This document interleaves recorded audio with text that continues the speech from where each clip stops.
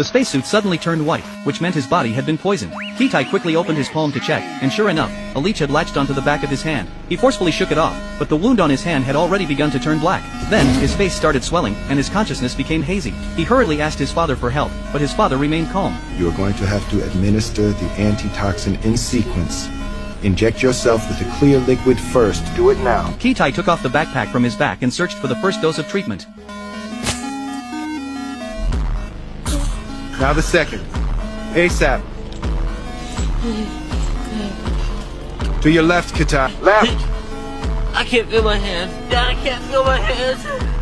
Press it into the ground. Roll over on it and press it into the ground, Kitai.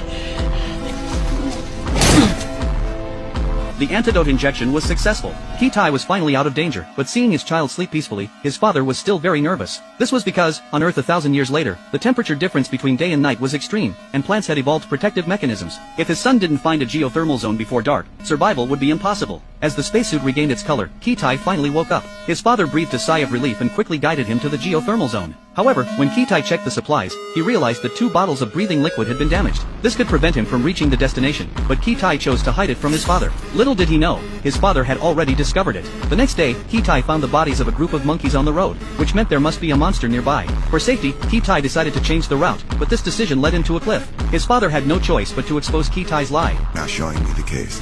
What? Show it to me now.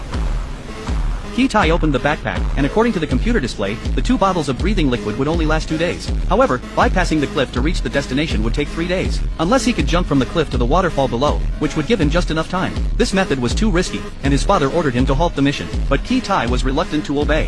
He had witnessed his sister's death with his own eyes, which had weighed heavily on him for years. Now, with his father badly injured and waiting for him to save him, he couldn't give up. He had to prove himself to his father. And you think I'm a coward? You're wrong!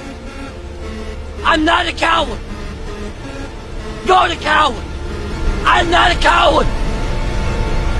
Kitai! Kitai turned and jumped off the cliff, confident he could land perfectly.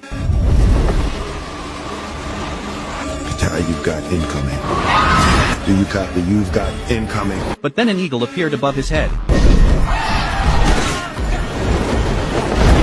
Kitai realized he was being targeted as prey. He could only dive to evade the eagle's pursuit.